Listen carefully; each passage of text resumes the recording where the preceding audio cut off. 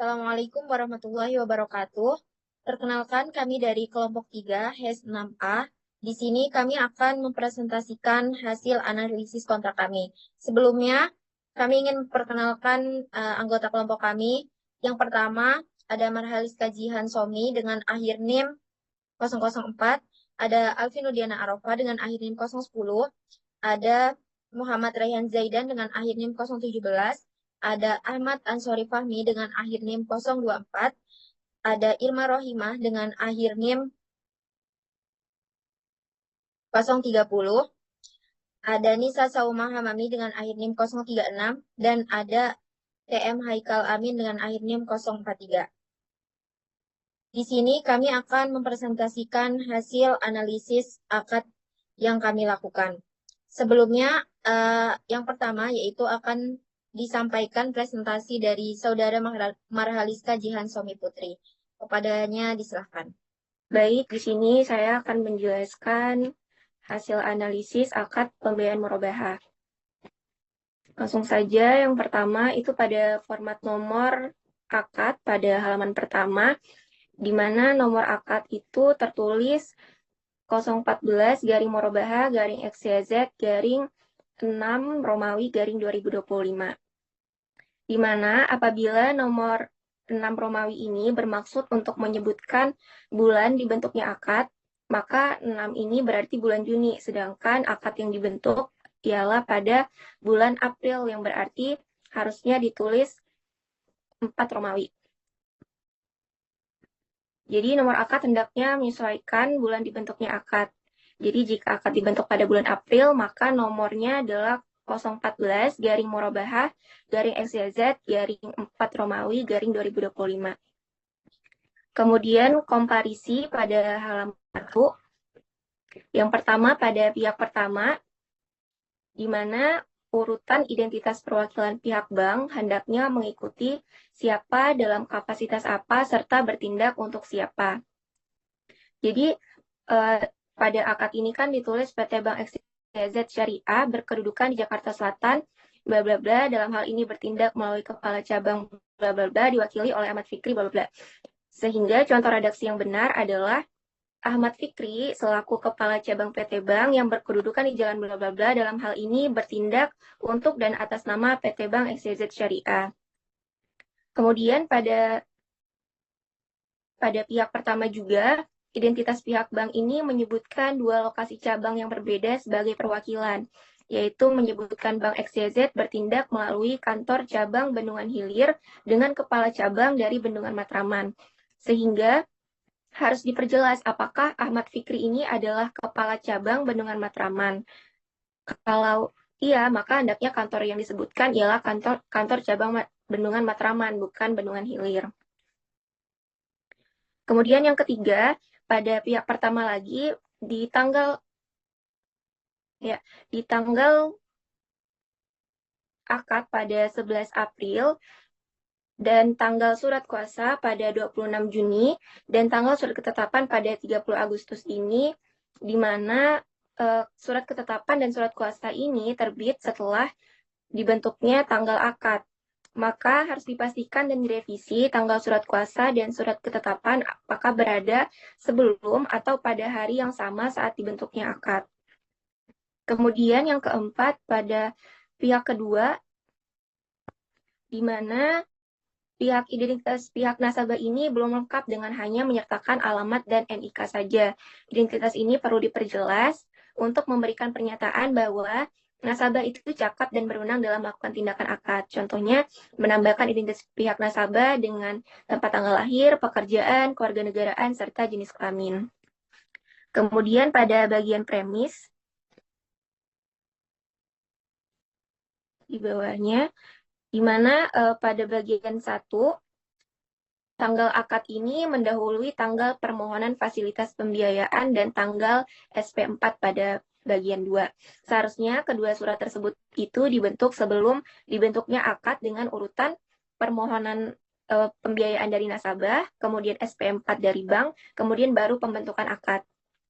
Sehingga harus dipastikan dan direvisi tanggal surat permohonan tersebut dan SP4 berada sebelum dibentuknya akad. Kemudian pada pasal 1 1 definisi.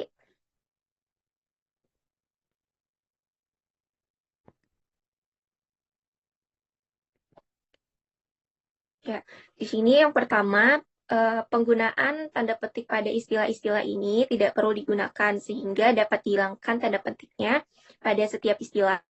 Yang kedua, pada angka 3, dalam frasa harga jual total di ujung angka 3 ini cukup disebutkan sebagai harga jual saja karena sudah didefinisikan pada angka kelima, harga jual.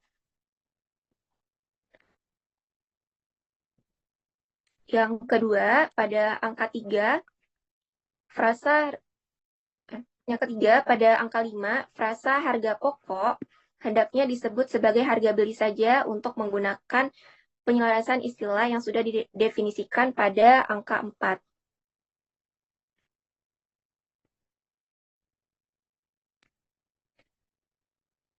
Ya, kemudian yang keempat, definisi tersebut pada pasal 1 definisi ini belum memuat istilah akad, uang muka, utang murabahah, biaya administrasi, jangka waktu akad, angsuran, agunan, prinsip syariah, serta surat persetujuan prinsip pembiayaan. Sehingga istilah-istilah yang belum lengkap ini perlu didefinisikan sebab disebutkan pada akad ini. Hal ini bertujuan untuk menghindari perbedaan pemahaman mengenai makna frasa yang digunakan dalam akad. Kemudian pada pasal 2 pada angka 2, bagian angsuran,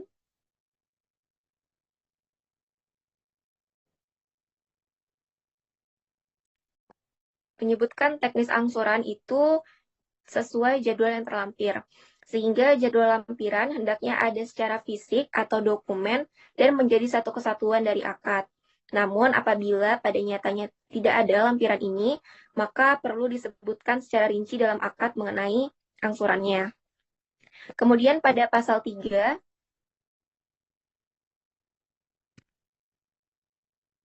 mengenai pernyataan dan jaminan nasabah, di mana tidak disebutkan secara rinci isi dan substansi dari pernyataan dan jaminan nasabah ini. Hal ini jadi menimbulkan tanggung jawab hukum yang tidak jelas, sehingga harus dilengkapi dengan yang pertama, adanya data identitas dari nasabah, kemudian kepemilikan sah atas agunan oleh nasabah, kemudian agunan itu tidak dalam sengketa hukum, kemudian nasabah ini tidak dalam keadaan pailit yang dapat memengaruhi kewajiban akad, serta nasabah bersedia tunduk pada ketentuan syariah dan peraturan terkait akad.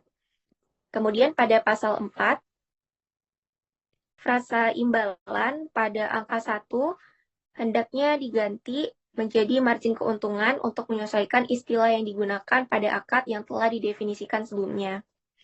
Kemudian pada pasal 5,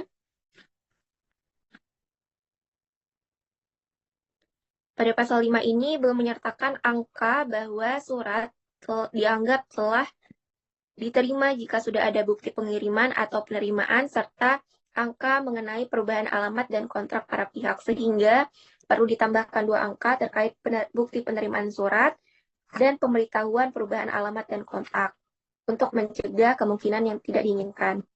Kemudian pada pasal 6, belum disebutkan mengenai penyelesaian musyawarah untuk mufakat terlebih dahulu sebelum masuk pada penyelesaian litigasi pada angka 2. Jadi hendaknya ditambahkan mengenai penyelesaian perselisihan yang diawali oleh musyawarah untuk mufakat terlebih dahulu, baru ditambah pengajuan penyelesaian secara litigasi. Dan pada pasal 7, yakni pada tanda tangan para pihak, di mana pihak bank hendaknya disertai posisi perwakilan pihak bank. Jadi Ahmad Fikri ini sebagai perwakilan bank. Agar jelas bahwa Ahmad Fikri ini memang cakap dan menjadi wakil yang bertindak dalam bank. Kemudian pada akad ini belum mengatur secara khusus mengenai cedera janji, sehingga perlindungan hukum terhadap pelanggaran kewajiban ini belum kuat. Misalnya, apabila nasabah belum memenuhi kewajiban pembayaran tanpa alasan yang sah, atau bank tidak menyerahkan objek akad.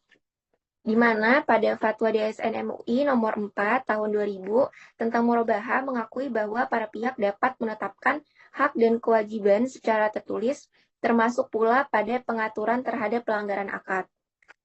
Oleh karena itu, penambahan klausul cedera janji sangat penting sebagai bentuk perlindungan terhadap para pihak.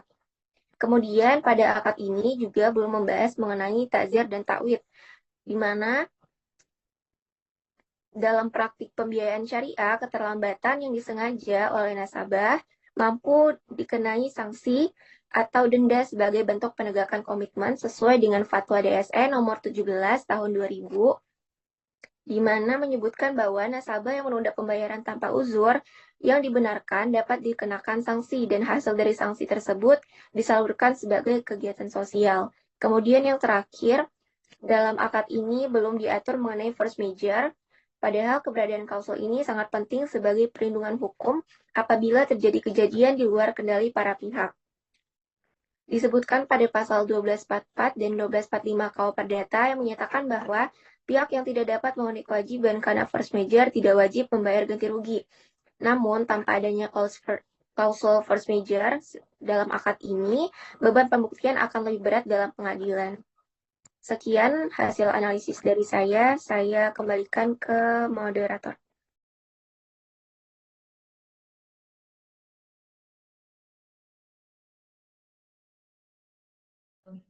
Baik, terima kasih Saudari Jihan.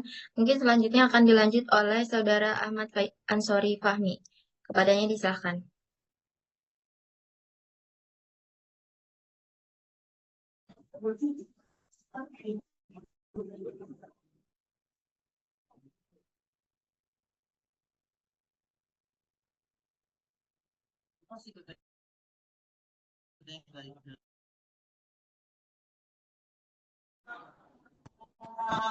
Baik, sini saya akan mencoba menjelaskan mengenai akad dari pembiayaan salam.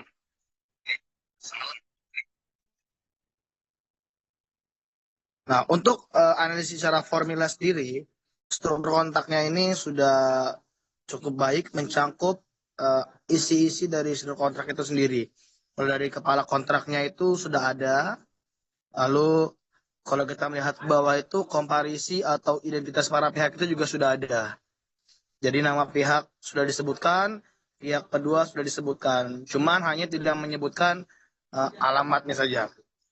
Lalu untuk premisnya sendiri juga sudah ada, isi kontraknya sudah ada, dan penutup sudah ada. Jadi secara gambaran besar untuk cara formal ini, struktur kontraknya ini sudah bagus, sudah terpenuhi semua.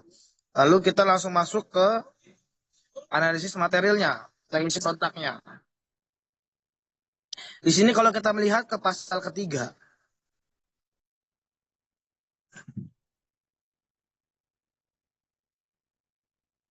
ya di pasal ketiga itu mengenai barang, spesifikasi, jumlah, harga, dan cara pembayaran. Ini ada sedikit kesalahan di nomor 2 tentang harga, cara pembayaran. Di situ tertulis bahwa cara pembelian itu menggunakan akad salam. Lalu cara pembayarannya dengan cara angsur 5 bulan. Ini terjadi sebuah keliruan. Karena yang mana akad salam itu sendiri harus dilaksanakan, ditunaikan di muka. Jadi bukan dalam angsur 5 bulan. Jadi ada sedikit catatan di sini ya. Di bagian pasal ketiganya ini.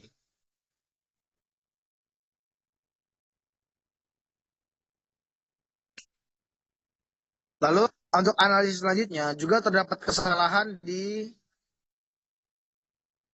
ada di pasal ke-7. Di pasal ke-7 ini tentang denda tidak menjelaskan apakah itu ta'wid atau bukan. Jadi hanya menjelaskan denda ini untuk kerugian nyata, bukan keuntungan. Nah, lalu di pasal ke-10 tentang force majeure, ini juga ada kekurangan di dalam isi pasal ini. Yang mana isi pasal ini tidak menjelaskan syarat-syarat force majeure itu seperti apa. Jadi hanya menjelaskan bahwa kejadian kahar atau force majeure situasi luar biasa yang dinyatakan oleh pemerintah yang mengakibatkan pihak penjual atau pihak pemilik tidak bisa memenuhi kewajibannya. Tapi tadi secara spesifik hal-halnya apa. Nah, ini yang perlu ditambahkan dalam isi pasal ini agar nantinya bisa dijelaskan bahwa si apa namanya orang ini force majeure ini dengan sebab apa, entah misalkan itu bencana alam atau dan lain sebagainya. Di sini tidak dijelaskan seperti itu. Lalu yang terakhir itu ada juga di pasal terakhir, pasal ke-13. Di penutup ini tidak mencantumkan tempat dan juga tanggal penandatanganan. Jadi hanya ada kolom tanda tangan saja. Harusnya ini ditambahkan tempat dan tanggal penandatanganan agar kontrak ini itu menjadi sah secara administratif. Ya, di paling bawah bisa dilihat di tempat penandatanganan itu tidak ada tanggal dan juga tempat penandatanganan, hanya ada kolom penandatanganan saja, entah itu bank dan nasabah. Seharusnya ditambahkan, entah misalkan Jakarta 10 Juli 2025. Nah, itu agar menjadi lebih sah secara administratif. Karena tidak ada, jadi ini catatan kekurangannya. Baik, mungkin itu saja dari analisis yang bisa saya sampaikan. Selanjutnya saya kembalikan kepada moderator. Terima kasih.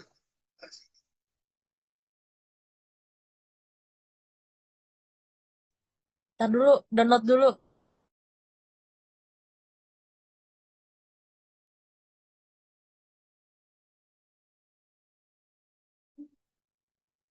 Hah? Iya, download.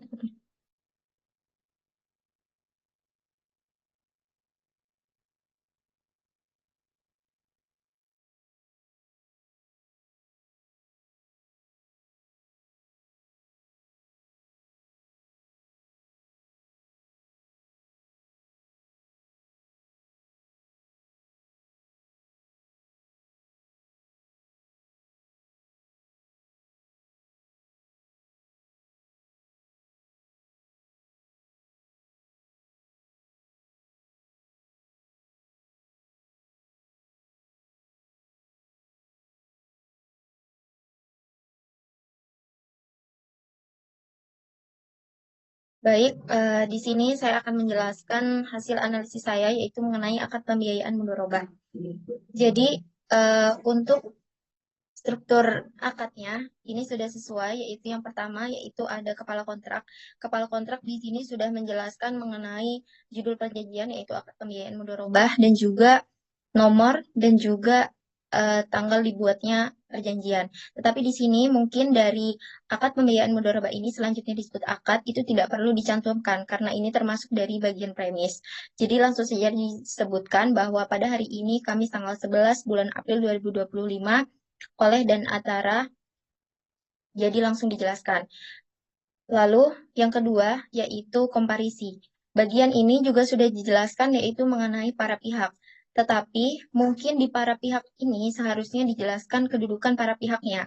Misalnya PT Bank XYZ Syariah. Seharusnya dijelaskan bank ini sebagai apa.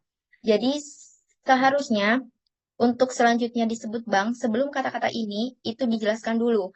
Jadi untuk selanjutnya disebut sebagai pemilik dana karena ini adalah akad mudharabah. Disebut bank sebagai pihak pertama. Lalu yang kedua yaitu arteri doni. Arteri doni ini kan sebagai nasabah. Nasabah ini sebelumnya itu harus dijelaskan. Dia itu sebagai pengelola usaha atau pihak kedua. Oke, lanjut. Selanjutnya yaitu bagian premis. Di bagian premis ini sudah dijelaskan ketentuan-ketentuan dalam akad ini. Cuma mungkin di poin yang keempat itu perlu ditambahi dengan kata-kata, yaitu selanjutnya kedua belah pihak sepakat menuangkan akad ini atau akad pembiayaan mudharabah dengan syarat-syarat serta ketentuan sebagai berikut. Lalu selanjutnya yaitu analisis material. Analisis material ini yaitu mengenai isi kontrak. Di pasal 1 tentang definisi, itu pada poin 4 itu tidak perlu dicantumkan karena di sini itu memakai bagi hasil bukan bagi untung. Jadi bagi untung tidak perlu disebutkan. Kemudian di poin 16, 17 dan 18 itu tidak perlu disebutkan karena ta'adi, taksir, dan mukhalafat asyur ini adalah bagian dari wan prestasi. Sedangkan wan prestasi itu sebelumnya sudah dijelaskan sebelumnya. Dan mungkin di pasal 1 ini perlu ditambahin tentang definisi mengenai surat kesanggupan membayar. Karena nantinya itu merupakan syarat realisasi pembiayaan. Baik, pasal kedua dalam akad ini itu sudah sesuai tentang pembiayaan dan jangka waktu akad. Jadi tidak perlu direvisi. Kemudian Pasal 3 ini seharusnya di poin 4 itu tidak perlu dicantumkan karena poin 4 itu sudah masuk di pasal 8 nantinya. Kemudian pasal 4 ini sudah tidak ada catatan. Pasal 5 itu sudah tidak ada catatan. Dan mungkin di pasal 6. Di pasal 6 ini pada poin 6 itu dijelaskan mengenai takzir. Takzir ini kan sifatnya mendisiplinkan nasabah ya. Jadi takzir ini seharusnya tidak harus disebutkan berapa nominalnya karena takzir itu bukan biaya real ganti rugi. Jadi definisi takzir dengan takwid itu beda. Jadi di sini takzir itu harus disebutkan. Misalnya 15.000 setiap harinya. Dan juga dana dari takzir ini tidak boleh diperuntukkan untuk mengganti biaya, tetapi dana dari takzir ini harus digunakan sebagai dana sosial. Kemudian mengenai takzir ini seharusnya dibedakan menjadi pasal baru, bukan dari pasal ini. Karena pasal ini hanya mengatur tentang biaya dan juga pajak. Kemudian di pasal 7. Di pasal 7 ini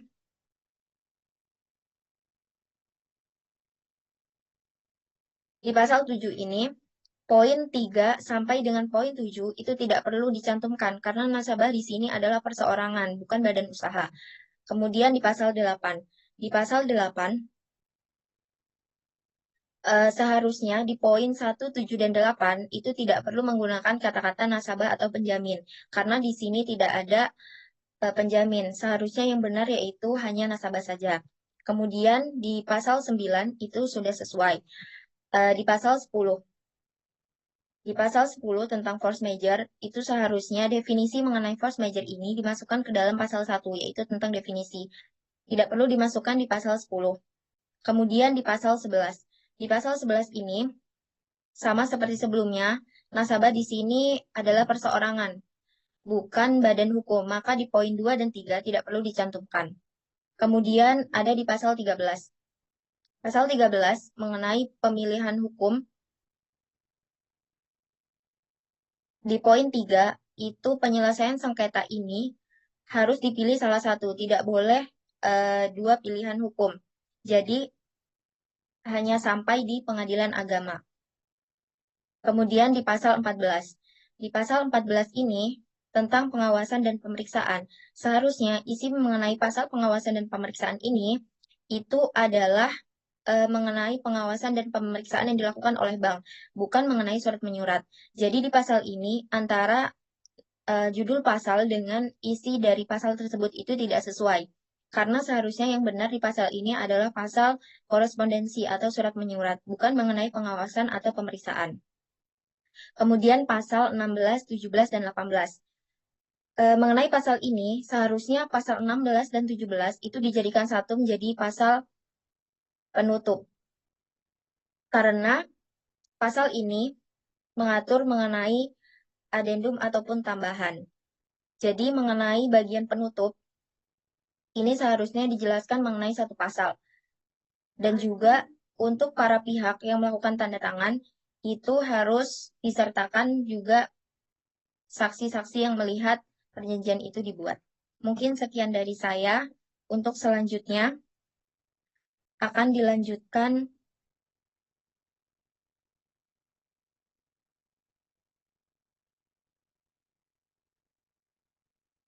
oleh Saudari Raihan Zaidan. Kepadanya disilakan. Dulu download dulu.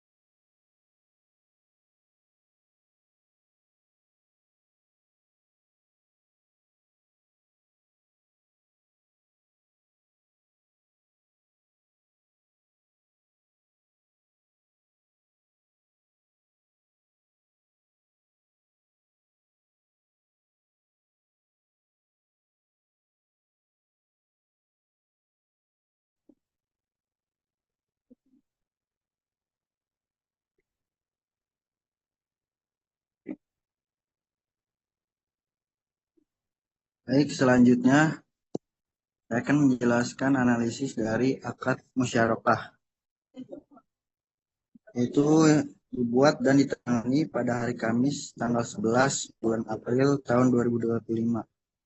Yang artinya ini adalah tanggal efektif berlakunya akad, yaitu tanggal penandatanganan oleh kedua belah pihak. Terus ada beberapa pihak yang terlibat, yaitu ada pihak yang pertama adalah bank, contoh yaitu nama PT Bank Syariah, yaitu ini menunjukkan bahwa bank ini adalah entitas keuangan yang beroperasi berdasarkan syariah. Selanjutnya kedudukan dan kantor pusat. Itu berkedudukan dengan kantor pusat di Jalan Jenderal Sudirman nomor 123 Jakarta Selatan. Ini adalah alamat resmi bank. Selanjutnya perwakilan bertindak melalui kantor cabang Pamulang Permai dan diwakili oleh Adi Nugraha PH Dep selaku Kepala Cabang PT Bank XYZ Pamulang Permai. Selanjutnya dasar kewenangan perwakilan, yaitu ada surat ketetapan nomor 29, yaitu ini adalah dasar pengangkatan Adi Nugraha sebagai Kepala Cabang oleh Komisaris. Selanjutnya surat kuasa direksi nomor 94, yaitu adalah surat kuasa yang secara spesifik memberikan wewenang kepada Adi Nugraha untuk menandatangani akad ini. Selanjutnya dasar hukum pendirian bank. Anggaran dasarnya perseroan yang dimuat dalam akta ini nomor 4410 tanggal 20 Mei 2018 itu dibuat oleh dan di hadapan Sita Ani Notaris di Jakarta. Ini adalah akta pendirian yang bank sah secara hukum dibuat di hadapan notaris. Selanjutnya pihak yang kedua yaitu adalah nasabah. Yaitu nama contohnya Owikai, ini adalah individu yang menjadi nasabah bank. Selanjutnya kedudukan, yaitu berkedudukan di Jalan Pangeran Antasari, Menteng, Jakarta Pusat. Ini adalah alamat resmi nasabah. Selanjutnya nomor induk kependudukan atau NIK. Ini adalah identifikasi resmi nasabah sebagai warga negara. Selanjutnya perwakilan, yaitu bertindak untuk dan atas nama sendiri. Ini berarti UAWKI bertindak sebagai individu tanpa diwakili oleh pihak lain. Yang selanjutnya kesepakatan para pihak. Bank dan nasabah itu selanjutnya secara bersama-sama disebut para pihak. Ini adalah penyingkatan umum untuk menunjuk kepada bank dan nasabah secara kolektif di seluruh isi akad. Terus ada latar belakang atau premis dengan, yaitu bahwa para pihak akan melakukan transaksi pembiayaan musyarakah menurut ketentuan syariah dan peraturan perundang-undangan yang berlaku.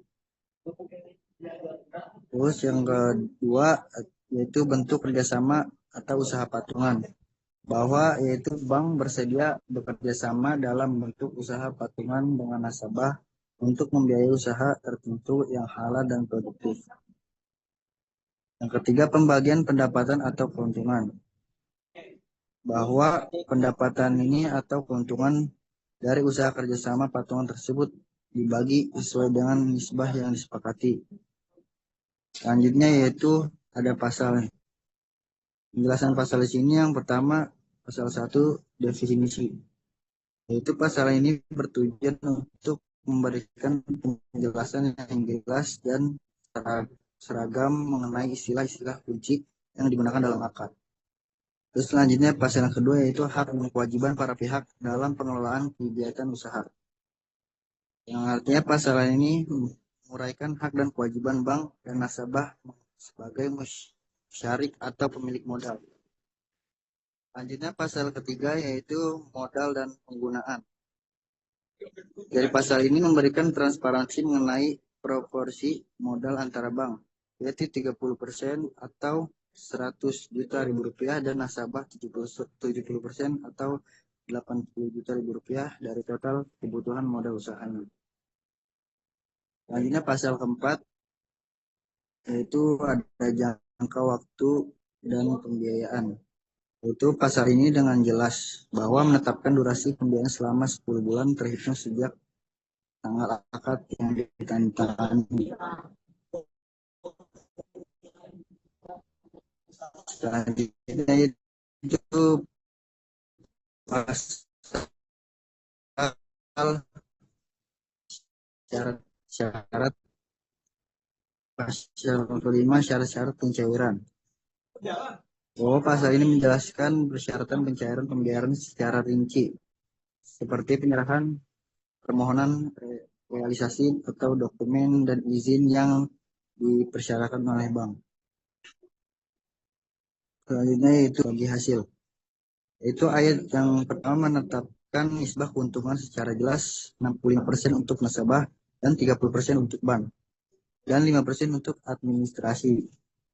Yaitu pembagian hasil laporan setiap bulan yang memberikan transparansi. Selanjutnya pasal yang ketujuh, penunjukan dan kewajiban nasabah sebagai pengelola. Bahwa nasabah ini secara resmi ditunjukkan sebagai pengelola usaha atau menghindari konflik kewenangan di masa depan, yaitu pembayaran kembali. Ayat 1 menegaskan kewajiban nasabah untuk mengembalikan seluruh modal pembiayaan pada bank atau memberikannya kepastian hukum. Terus selanjutnya pasal 9 yaitu biaya administrasi dan denda. Bahwa ayat pertama menjelaskan nominal biaya administrasi sebesar Rp2.000.000 atau 5% dari plafon. Dan pembayarannya saat akan ditandatangani.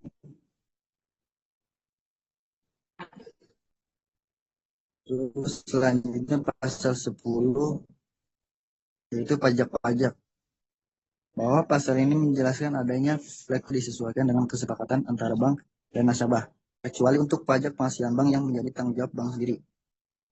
Selanjutnya yaitu pasal 11 ada agunan, bahwa pasal ini secara jelas mengatur hak bank untuk menerima agunan dari nasabah atau penjamin sebagai jaminan atas pembelian modal dan bagi hasil.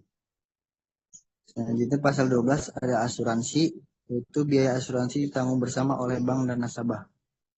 Yang pasal ke-13 yaitu pernyataan dan jaminan nasabah. Bahwa nasabah berkomitmen menjalankan usaha sesuai prinsip syariah dan melakukan pembukuan yang benar dan menyediakan laporan berkala kepada bank menunjukkan keterbukaan dan transparansi.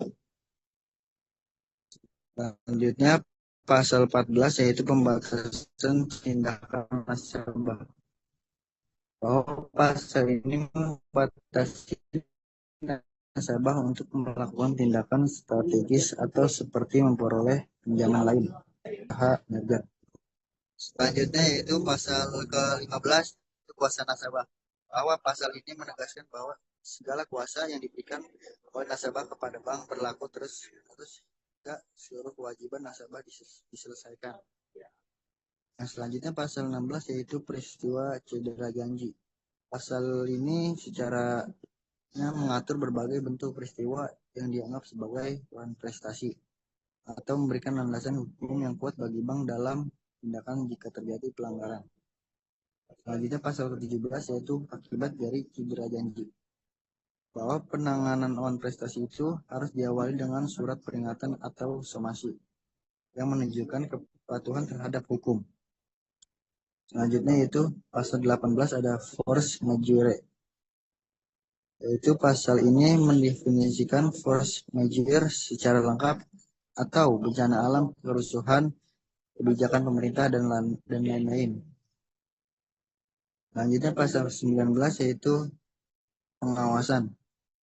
Yang pada pasal ini yaitu memberikan kewenangan kepada bank untuk memeriksa pembukaan dan aktivitas usaha nasabah serta meningkatkan transparansi penggunaan dana pembiayaan.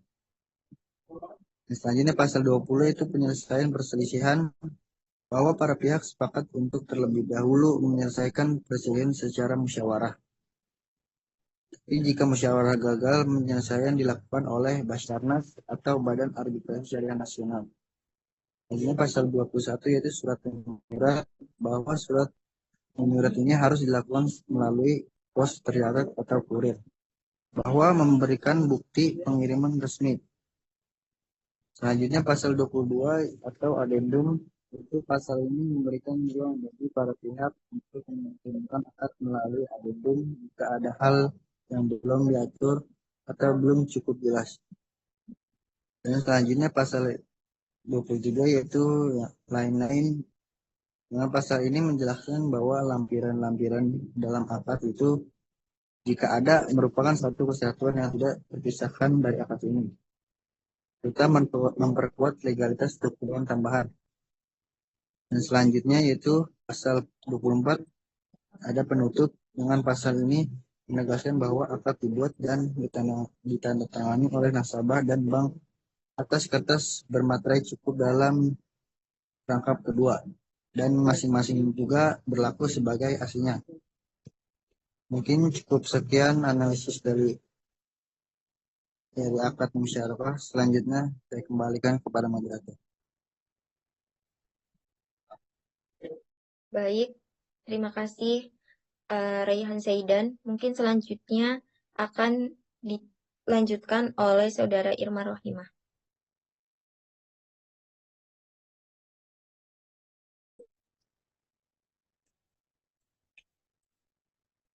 Selanjutnya ada akad pembiayaan ijaroh. Dalam kepala kontrak, dalam yang judulnya itu udah sesuai. Kalau pembukaannya itu dia kurang tepat karena kan di sini dia judulnya akad pembiayaan ijaroh, sedangkan di pembukaan ini akad pembiayaan murabahah.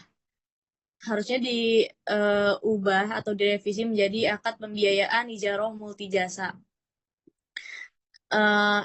Ini selanjutnya disebut akad dibuat dan ditandatangani pada hari Rabu tanggal 11 bulan September tahun 2025 oleh dan antara. Terus selanjutnya ada komparisi. Komparisi sebenarnya sudah sesuai, tapi ada tambahan saja. Nomor 1 yaitu setelah nomor 004 bisa ditambahkan dengan untuk selanjutnya disebut pihak pertama, dan yang kedua itu selanjutnya untuk selanjutnya disebut sebagai pihak kedua. Untuk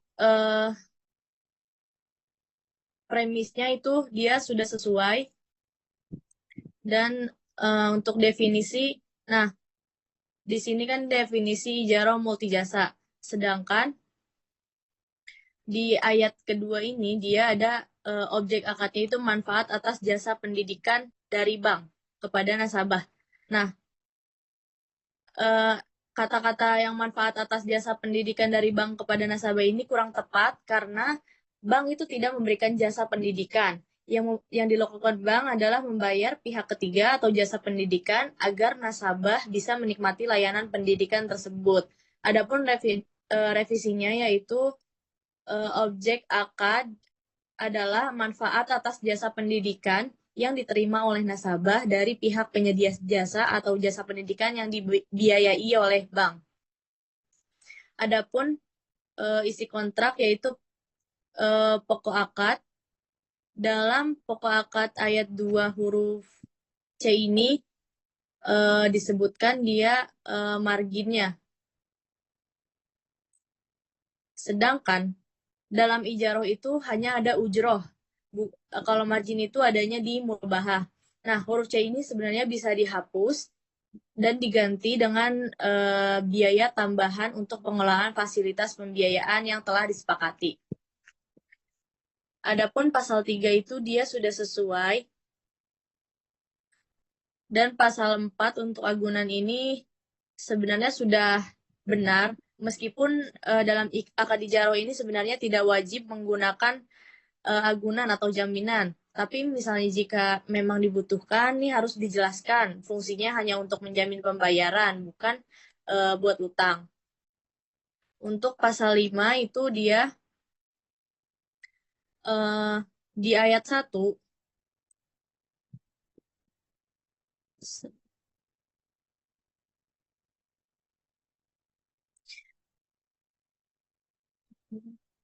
ralat bukan di ayat 1. Dalam pasal 5 yaitu ada nih seluruh jumlah utang nasabah kepada bank. Nah, dalam akad ijaroh itu sebenarnya tidak ada utang, sebab yang terjadi adalah sewa menyewa manfaat, bukan pinjam meminjam uang. Terus ada pula nih untuk dibayar dengan seketika dan sekaligus tanpa diperlukan adanya surat pemberitahuan, surat teguran atau surat lainnya. Nah, kalimat ini tuh bisa dianggap tidak adil atau terlalu keras. Padahal dalam syariah lebih mengedepankan proses musyawarah terlebih dahulu agar adil bagi semua pihak. Revisinya yaitu dari kalimat ini, nasabah dianggap melakukan cedera janji atau wan prestasi apabila melakukan penyimpangan terhadap ketentuan pasal 2 akad ini. Dalam hal demikian, bank berhak menagih pembayaran kewajiban ujroh yang belum diselesaikan oleh nasabah dan atau mengambil langkah hukum sesuai perjanjian ini, tanpa mengesampingkan upaya musyawarah terlebih dahulu apabila terjadi salah satu hal atau peristiwa tersebut di bawah ini. Selanjutnya, pasal 6, akibat cedera janji. Dalam ayat 1 yaitu ada bank untuk membayar atau meralat, bank berhak melakukan penyitaan atau menjual barang jaminan tanpa harus menunggu dari putusan pengadilan. Nah, berdasarkan fatwa DSN MUI nomor 7/2000 tentang jaminan syariah, pada bagian 3 angka 4 menjelaskan jika salah satu pihak tidak menunaikan kewajibannya atau jika terjadi perselisihan di antara kedua belah pihak, maka penyelesaian dilakukan melalui badan arbitrasi syariah setelah tidak tercapai kesepakatan melalui musyawarah. Nah, jadi kesimpulannya itu dalam akad ijaroh itu penyitaan tidak bisa dilakukan secara sepihak. Nah, karena jaminan tetap milik nasabah. Menurut fatwa tersebut, penyelesaian jaminan harus melalui proses yang sah seperti musyawarah, arbitrase, atau pengadilan. Terus, selanjutnya, pasal 7 itu udah sesuai, pasal 8 sudah sesuai, pasal 9 sudah sesuai, 10 sudah, dan pasal 11 penutup itu sudah sesuai. Selanjutnya akan dijelaskan oleh Saudari Sauma.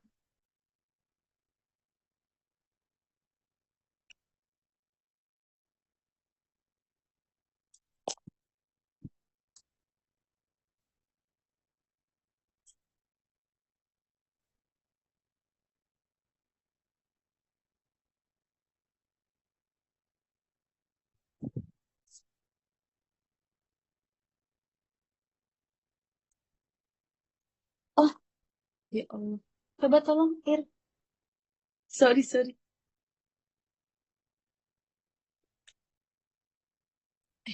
Bisa tadi?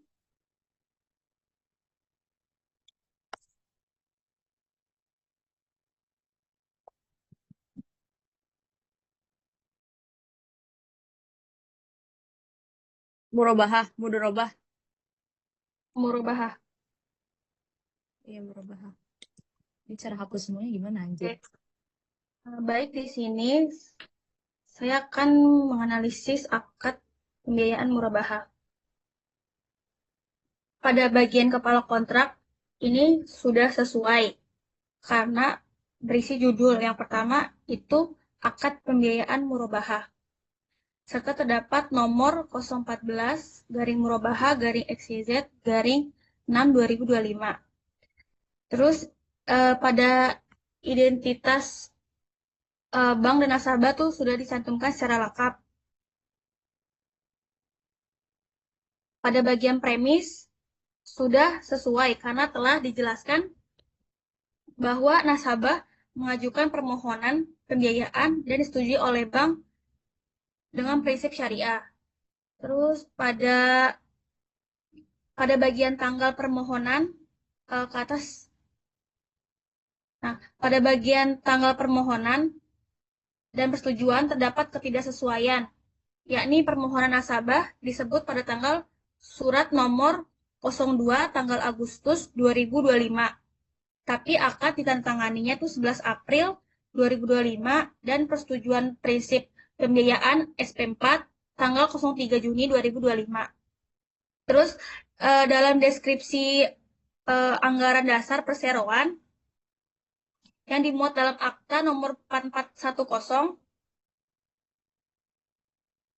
tanggal 20 Mei tanggal 2020 terdapat kata pengulangan tanggal yang seharusnya itu diganti menjadi tahun. Next.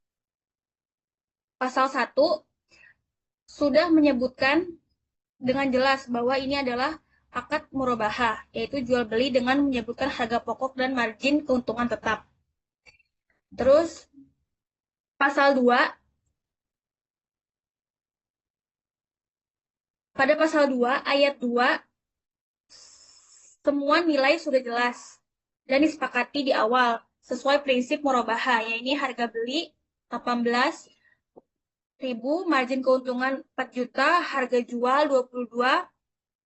Selanjutnya pada huruf pada huruf E menyebutkan utang murabahah. Nah, di situ kan disebutkan 20. Nah, dalam murabahah hubungan pihak adalah penjual dan pembeli, bukan kreditur dan debitur. Istilah utang itu lebih tepat dalam akad qard atau pinjaman, bukan jual beli. Harusnya disebut sisa kewajiban pembayaran atau harga jual tangguh. Pada huruf I menyebutkan pemasok kepada nasabah. Nah, itu bertentangan dengan ketentuan murabahah dalam fatwa DSN MUI nomor 04 DSN MUI /4/2000 bahwa bank itu harus membeli terlebih dahulu barang yang diminta nasabah dan menguasainya sebelum menjualnya. Jika bank itu nggak pernah menerima barang secara real, maka akad ini hanya formalitas dan bisa berubah menjadi akad pembiayaan konvensional yang bisa mengandung riba. Terus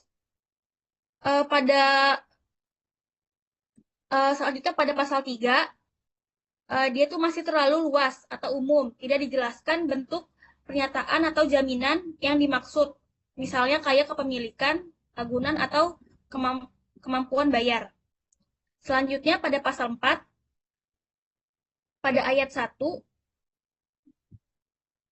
sudah menyebutkan bahwa nasabah menyerahkan atau memberikan agunan kepada bank dan bank menerima agunan kepada buku pemilik kendaraan bermotor atau BPKB. Ini sudah sesuai prinsip kehati-hatian.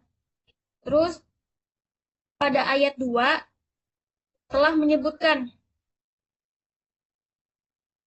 sudah menyebutkan bahwa agunan yang diberikan misalnya nilainya menjadi berkurang, maka nasabah akan menyerahkan agunan tambahan atau menukar agunan tersebut. Selanjutnya pada pasal 5, pada nomor domisili untuk bank, pada nomor faksimili untuk bank dan nasabah menggunakan kode area 031.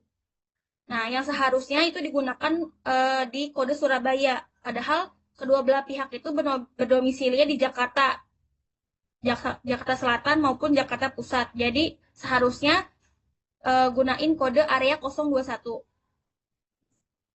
Terus pada pasal 6 sudah menyebutkan dengan jelas bahwa para pihak sepakat untuk menentukan domisili hukum dan mekanismenya penyelesaiannya itu di pengadilan agama. Terakhir, pasal 7 penutup.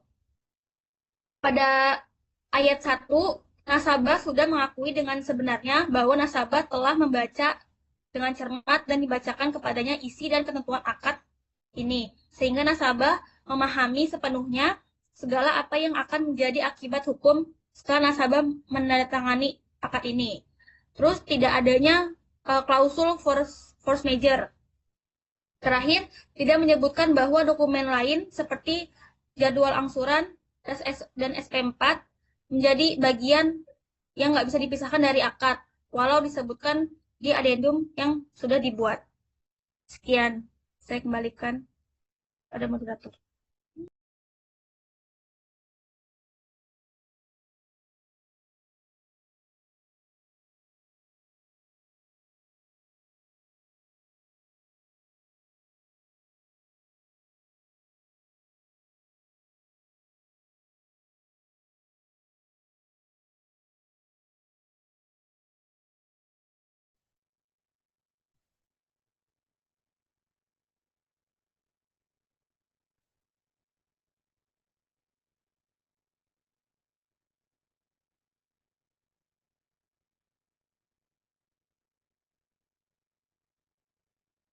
Sudah ya.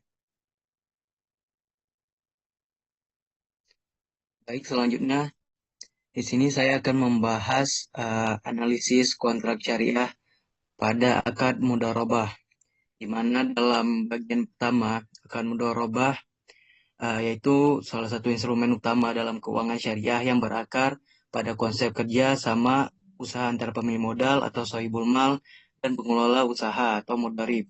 Dalam perspektif fikih muamalah, akad ini didasarkan pada prinsip al-musyarakah fil hukum wal khus, yang artinya berbagi untung dan rugi. Jadi pada bagian pertama ini telah sesuai sebagaimana dalam fatwa DSN MUI nomor 7 DSN garing 4 tahun 2004 tentang pembiayaan mudharabah. Yang pertama adanya ijab qabul yang jelas sebagaimana termuat dalam bagian pertama. Yang kedua adanya identitas para pihak, sahibul mal dan mudharib. Tetapi pada bagian yang pertama ini tidak ditegaskan nasabah itu sebagai pemberi modal atau sahibul mal dan mohon maaf bank itu sahibul mal atau pemberi modal dan nasabah yang menjalankan usaha dan modal yang jelas dan jumlahnya tidak boleh berupa piutang. Selanjutnya pada syarat pembiayaan mudharabah adanya nisbah bagi hasil yang disepakati di awal. Terus adanya objek usaha yang halal dan produktif. Baik, selanjutnya penjabaran klausul penting dalam kontrak syariah pada pasal pertama di bagian definisi. Pada bagian definisi ada istilah seperti ta'di, taksir, dan mukhalafat al-syurut, yang mana disebutkan secara singkat tanpa keterangan indikator konkret atau parameter penerapan, yang mana padahal pada istilah-istilah demikian adalah inti dalam pembatasan tanggung jawab kerugian oleh nasabah. Ketiadaan definisi yang rinci bisa membuat kekaburan dalam penerapan dan membuka ruang taksiran sepihak oleh bank. Selanjutnya dalam pasal 3. Selanjutnya. Di pasal 3 di syarat realisasi pembiayaan atau penggunaan agunan yang tidak proporsional. Ketidaksesuaiannya itu ada di akad menjatuhkan dokumen agunan sebagai syarat realisasi pembiayaan. Nah, masalahnya dalam fatwa DSN MUI nomor 7 tahun 2000, agunan tidak boleh digunakan untuk menjamin modal dalam akad mudharabah. Dan agunan itu hanya dapat diminta untuk menjamin ketaatan terhadap kesepakatan, bukan risiko usaha. Di fatwa dijelaskan bahwa bank tidak diperkenankan untuk meminta agunan atas pembiayaan mudharabah, tetapi dapat meminta jaminan atas tindakan wan prestasi terhadap kesepakatan.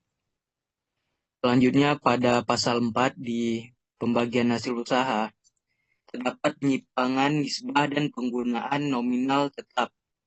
Ketidaksesuaiannya itu pada pasal 4 yang menyebutkan angka 30 juta sebagai bagian bagi hasil.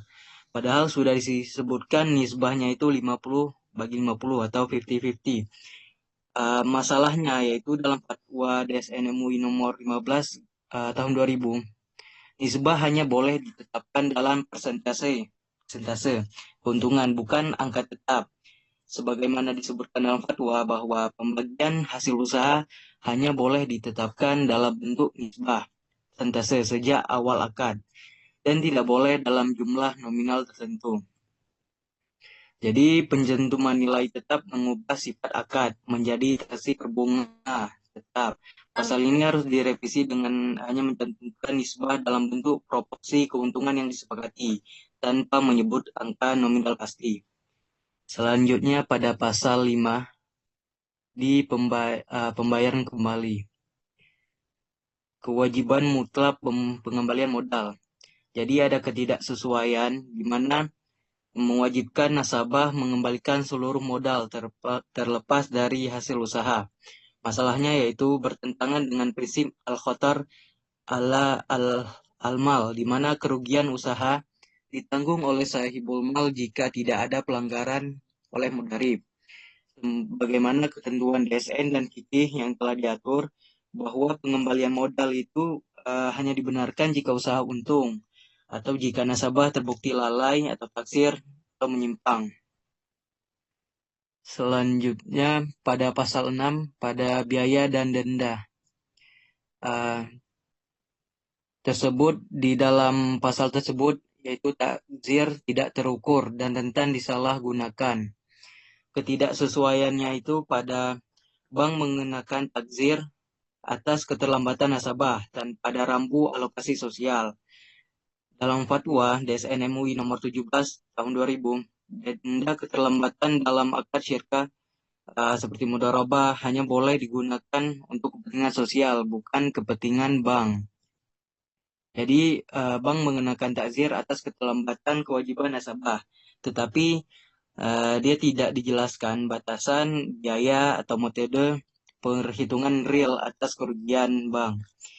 Dan ini bisa membuka celah penyalahgunaan takzir sebagai bentuk penalti tetap yang menyerupai bunga keterlambatan. Selanjutnya pada pasal 7 dilarangan bagi nasabah tersebut bahwa pembatasan tanpa mekanisme evaluasi. Ya, ini bank melarang berbagai tindakan bisnis yang dapat mengaruhi struktur usaha nasabah. Larangan ini secara hukum sah, tetapi tidak disertai ruang musyawarah atau mekanisme evaluasi jika larangan tersebut ingin dikecualikan untuk kepentingan usaha. Di kontrak ini seharusnya memberikan mekanisme musyawarah tertulis dan pengajuan persetujuan dari bank serta DPS jika nasabah ingin melakukan perubahan tertentu. Hal ini biar untuk menjaga fleksibilitas usaha dan prinsip taradi atau kesepakatan. Selanjutnya pada pasal 8 sampai 9 di cedera janji ada penafsiran sepihak dan tidak terukur, yaitu kontrak memberikan kewenangan kepada bank untuk menentukan sendiri terjadinya pelanggaran atau wan prestasi tanpa mekanisme verifikasi bersama. Ini berpotensi dapat melahirkan dominasi sepihak dan kepentingan penyimpangan posisi dalam hubungan kontraktual. Selanjutnya di pasal 12 di pengakhiran akad tersebut bahwa kewenangan sepihak pengakhiran oleh bank.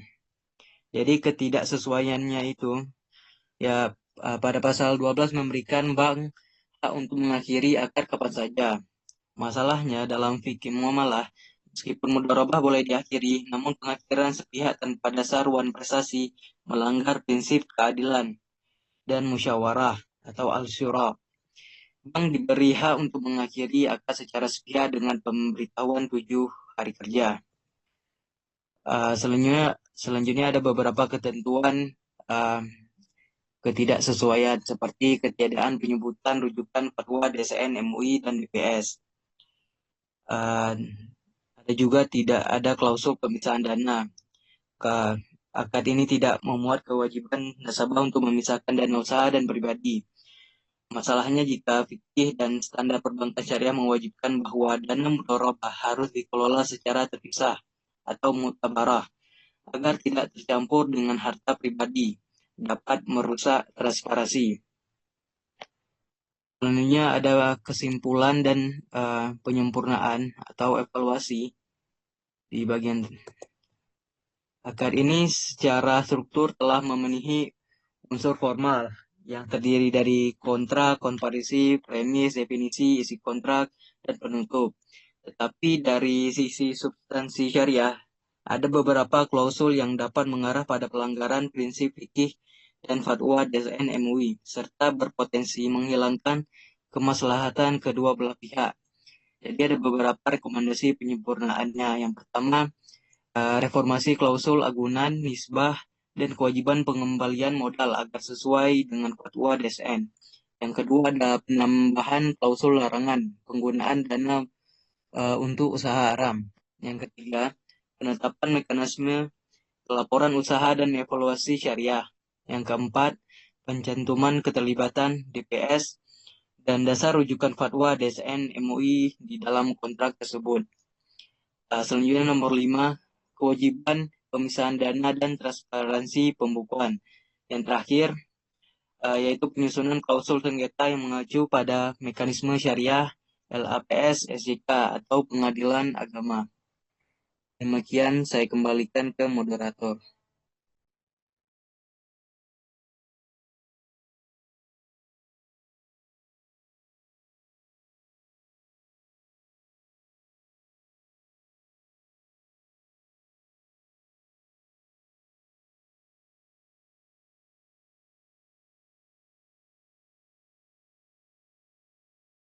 Baik, terima kasih untuk teman-teman semua. Mungkin sekian dari kami, dari kelompok 3, HES 6A.